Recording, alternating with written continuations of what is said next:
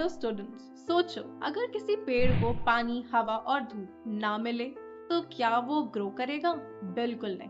बिल्कुल वैसे ही एम्प्लॉय भी तब ग्रो करते हैं जब उन्हें सिर्फ सैलरी ही नहीं बल्कि रिकॉग्निशन, रिस्पॉन्सिबिलिटीज और ग्रोथ मिलती है। और इसी कॉन्सेप्ट को एक्सप्लेन करता है हर्ट्जबर्ग का two factor theory of motivation. इस थ्योरी को सिंपल में समझते हैं।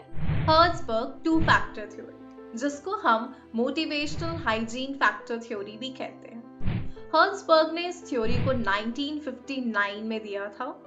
स्टूडेंट्स, हर्ट्जबर्ग एक मोटिवेशनल थ्योरिस्ट थे। उन्होंने कहा कि एम्प्लॉय मोटिवेशन सिर्फ सैलरी से नहीं आती, इसके पीछे दो अलग अलग फैक्टर्स होते हैं। इसलिए इस थ्योरी को कहते हैं two factor theory of motivation. Two factors का कॉन्सेप्ट क्या है? हर्ट्जबर्ग के अकॉर्डिंग जॉब में दो टाइप के फैक्टर्स होते हैं, hygiene factors and the second is motivational factors. अब हम दोनों एक एक करके समझेंगे। The first is your hygiene factor.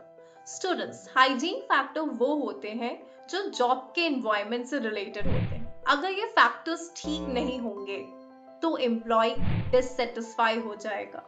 लेकिन एक बात याद रखना, हाइजीन फैक्टर्स मोटिवेशन नहीं देते, बस डिससेटिस्फैक्शन को रिमूव करते हैं। एग्जाम्पल ऑफ हाइजीन फैक्टर्स क्या हो सकते हैं?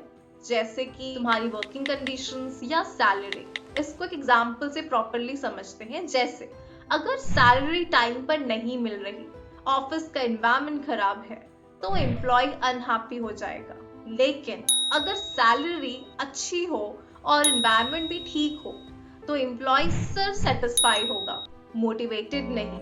The second is motivational factors. Students, ये फैक्टर्स काम के नेचर से रिलेटेड होते हैं और ये फैक्टर्स एम्प्लॉय को एक्चुअल मोटिवेशन देते हैं।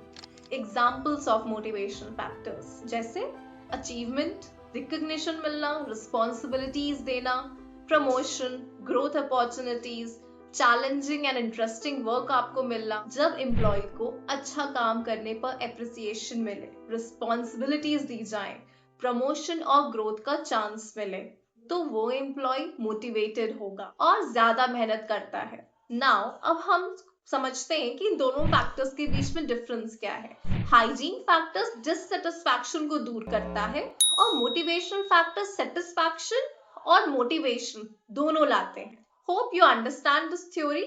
For more commerce related concepts, do subscribe my channel. Thank you. Keep learning.